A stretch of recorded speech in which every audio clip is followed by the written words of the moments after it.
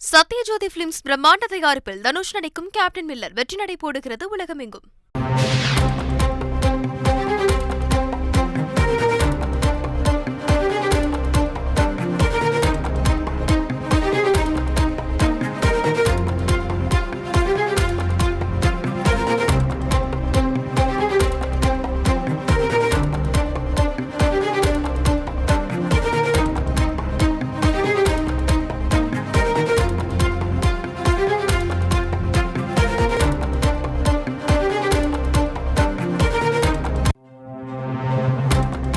தமிழ்நாட்டில் இருமொழிக் கொள்கையே தொடரும் என தமிழ்நாடு அரசு திட்டவட்டமாக தெரிவித்திருக்கிறது.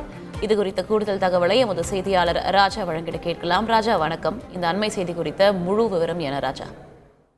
வணக்கம். தமிழகத்தில் இருமொழி கொள்கை மட்டுமே, மும்மொழி கொள்கைக்கு ஒருபோதும் தமிழ்நாடு உருவாக வாய்ப்பில்லை. இருமொழி கொள்கையே தொடரும் என தற்பொழுது தமிழக அரசு தெரிவித்துள்ளது. தமிழக அரசு ஒரு அறிவிப்பை, ஒரு அறிக்கையும் வெளியிட்டுள்ளது. அதாவது பள்ளி மாணவர்களுக்கு செயற்கை நுண்ணறிவு பற்றிய அறிவை ஊட்டுவதற்காக மைக்ரோசாப்ட் நிறுவனம் ஒரு புரிந்துணர்வு ஒப்பந்தத்தை ஏற்படுத்திக் கொண்டது.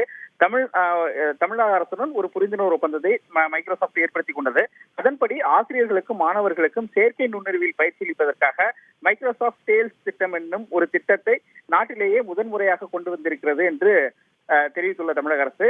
இது குறித்து பாரதிய ஜனதா கட்சியினுடைய மாநில தலைவர் திரு அண்ணாமலை கூறுகையில், இது தேசிய கல்விக் கொள்கையில் சொல்லப்பட்ட திட்டம் என்று தெரிவித்திருந்தார். மேலும் வெகு விரைவில் மும்மொழி கொள்கையின் தமிழ்நாடு அரசு கொண்டு வரும் என்று குறிப்பிட்டிருந்தார். இதற்குதான் இந்த மறுப்பை தற்பொழுது தமிழக அரசு தெரிவித்துள்ளது, விளக்கமளித்துள்ளது.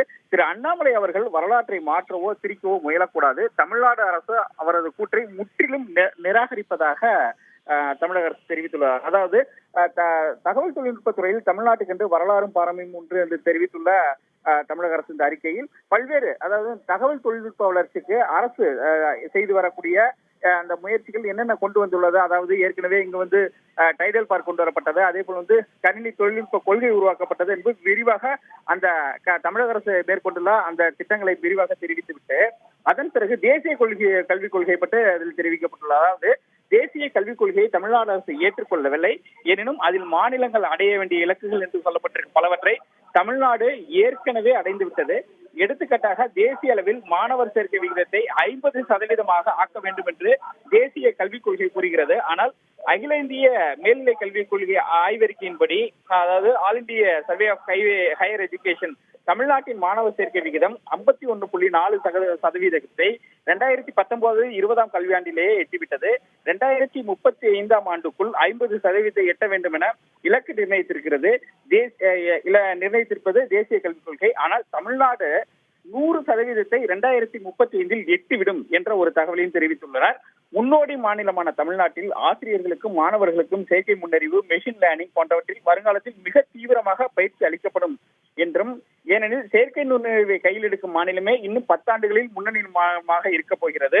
ஆகையால் பெரியார் காட்டிய பாதையில் தமிழ்நாடு அரசு முற்போக்கு பாதையில் செல்லும் அரசாகவே செயல்படும் என்றும், திரு அண்ணாமலை அவர்கள் பகல் கனவு காண்பது போல மும்மொழி கொள்கை என்பது ஒருபோதும் தமிழ்நாட்டில் உருவாக்க வாய்ப்பு இல்லை, இருமொழி கொள்கையை தொடரும் என தமிழக அரசு திரு அண்ணாமலையினுடைய கூற்றுக்கு விளக்கம் அளித்துள்ளது. கூடுதல் தகவலுக்கு நன்றி ராஜா. சத்யஜோதி பிலிம்ஸ் பிரம்மாண்ட தயாரிப்பில் தனுஷ் நடிக்கும் கேப்டன் மில்லர் வெற்றி நடை போடுகிறது உலகமெங்கும்.